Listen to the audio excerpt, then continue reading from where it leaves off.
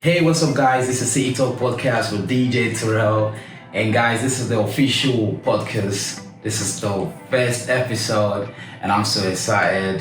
I'm glad for everyone that's actually tuned in, watching this podcast right now. I know everyone is busy. It's a Saturday, and really was meant to launch the podcast yesterday, but we couldn't launch the podcast because I have to do a lot of editing. A lot of the work I actually DIY. I have to do that myself. So much editing going in. Need to sort out some help, but basically here it is. And on this podcast, guys, I'm gonna be highlighting some of the few things that actually shoot me to the ground upon coming to the Philippines. Guys, as you know, I moved into the Philippines 8 months ago from overseas, and ever since I got here, it's been story, beauty, loving environment. It's been a great time, I can't even lie, man. The story I have to tell here in the Philippines are all great stories. Even though some of them are a little bit dramatic, but in my own opinion, I think they just all they're all stories that add up to, something beautiful, So for yes, coming to the Philippines, actually, a lot of things have happened, but there are actually four things that stood out in terms of things I've experienced before, Yes, there are actually some things that just stood out personally. Number one, I would say, is a diet. Yes, so now coming to a country where rice is the most, it's a staple food, People have rice for breakfast, would have rice for lunch, have rice for supper, have rice for dinner. Like, rice is just everywhere, fam. I took a ferry one time from Cebu, and I was traveling to Manila, So I was in a ferry for like 3 days, and it was a humbling moment for me because in that journey, I stopped eating after the second day because I couldn't just keep having rice. It was rice breakfast, rice, bacon and egg for breakfast, rice, chicken and vegetable for lunch, rice and something else for dinner. I got tired. I was like, you got something else? But yeah, not to get me wrong, guys. There's some other food. There's some other food as well, but majorly, everyone seems to have rice all the time. Secondly, the thing I actually found more pronounced is the karaoke culture. It's a form of love.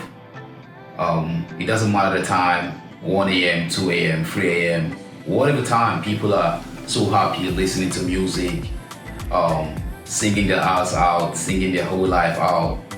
One time I went to the gym, because my gym runs 24 hours, and I went to the gym at like 2 a.m. and I was coming back around 4 a.m. and my neighbors were singing. It was a humbling moment for me because I'm like, where I come from, that's noise pollution.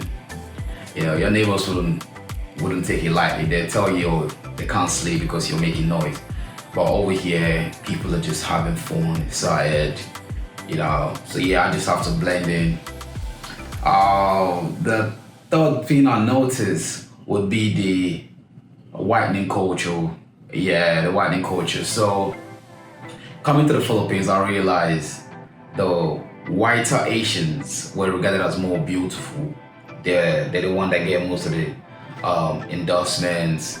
They're the ones that get most attention from the boys, the Filipino boys, precisely.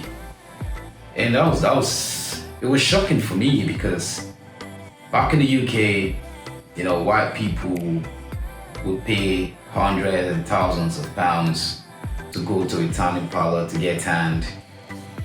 People want to get tanned. People would travel to countries in Africa like South Africa, Nigeria, Ghana, Tanzania, Zimbabwe, you name it, Ghana, just to get tanned.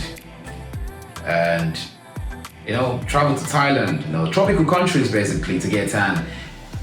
And I come to the Philippines, I realized the tanned Filipinos felt less of themselves because they were not getting enough attention from their boys, which is absurd for me. It's totally absurd because I'm like, you guys are beautiful. You should go to America, you should go to the UK, go to Europe and see how beautiful you are. This European men love tan. Like in the UK, the people that get the most love is the mixed race kids.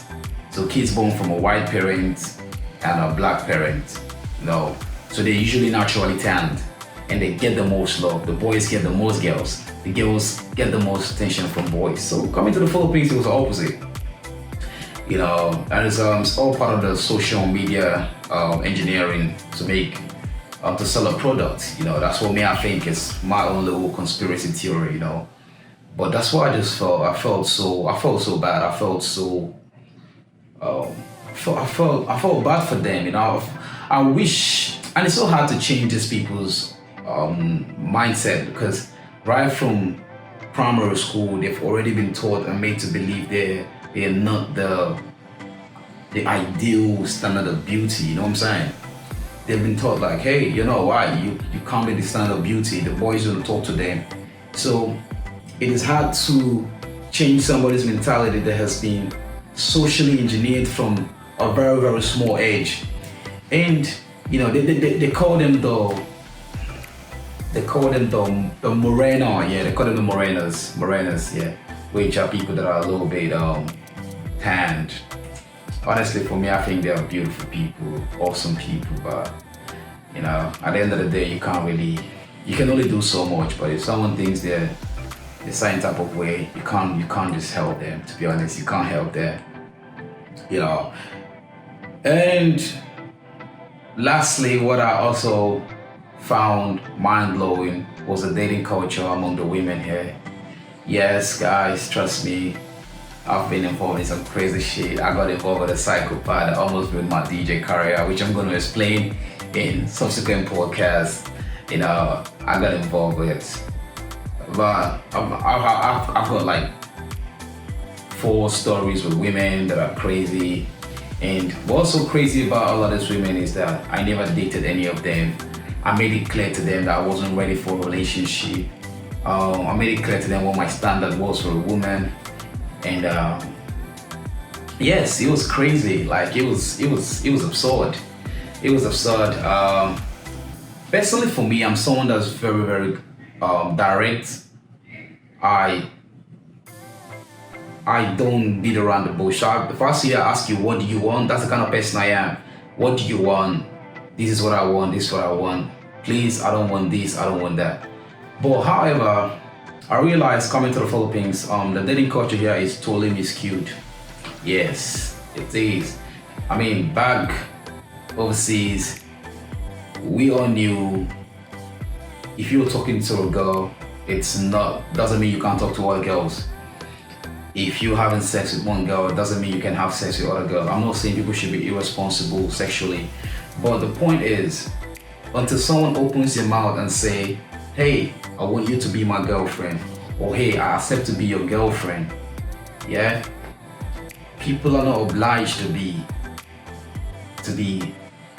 glued to you. Then coming to the Philippines, I just realized it was totally miscued. The moment you go out with a girl, she begins to mark territories. Her friends begin to identify both of you as a team, even though there's nothing going on. And yes, honestly, that's totally like I have a whole lot to say about the dating. This is basically like the intro of what is gonna come in subsequent podcast. But it's been crazy. Like I said, I met a girl followed me on Instagram. Beautiful girl, spoke eloquently. I never knew she was a psychopath, and we were friends. And the moment I made it clear to her I wasn't ready for a relationship, man, she went bizarre. She went crazy. Started spreading lies about me. And if you know African people, we don't believe in talking too much. I'd rather just walk away and keep quiet. And that's something I found so crazy here, was that people, especially the women, are willing to play dirty. They're willing to go to the mud with you. Bring out your secrets, bring out your personal dealings out there. And which is, one thing I always tell people is Filipinos love hard and never forgive. Yeah, they don't keep any little love for themselves. Once they love you, they just begin to put you first and not put themselves first. And that's why I think it is hard for them to process heartbreak and disappointment.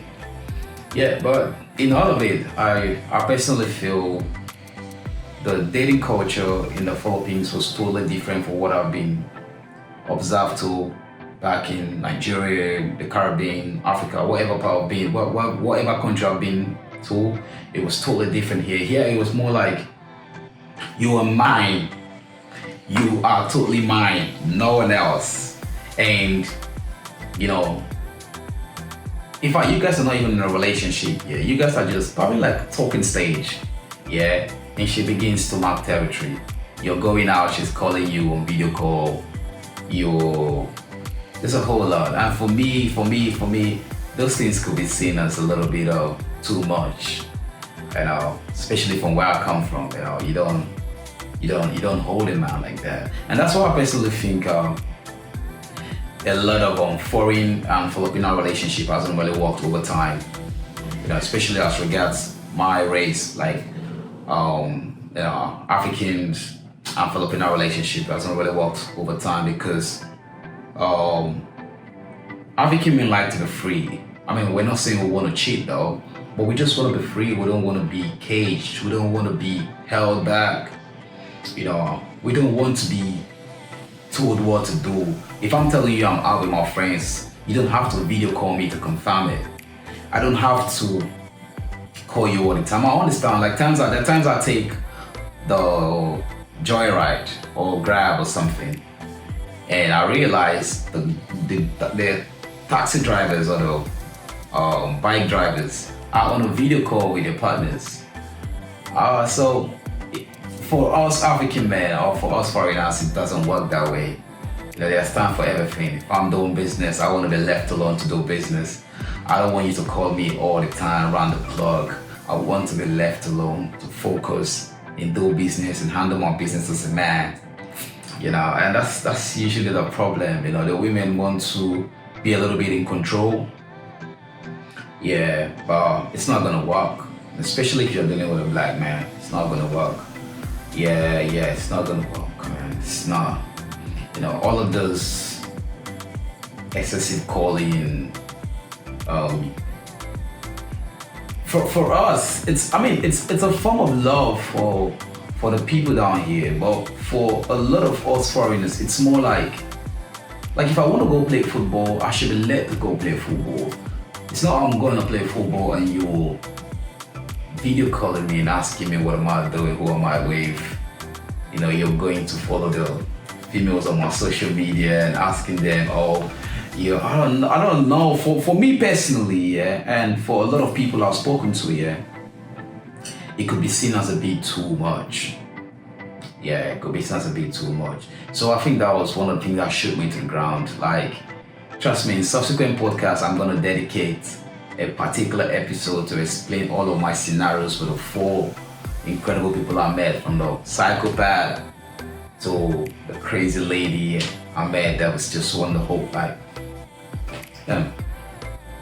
and yes, I would say this: Filipinos are incredibly dramatic. Yes, it was a shocker for me, you know, because like I said, coming from places I've been before, women were a little bit more reserved. Would I use the word reserved? And they wouldn't take their problem to social media.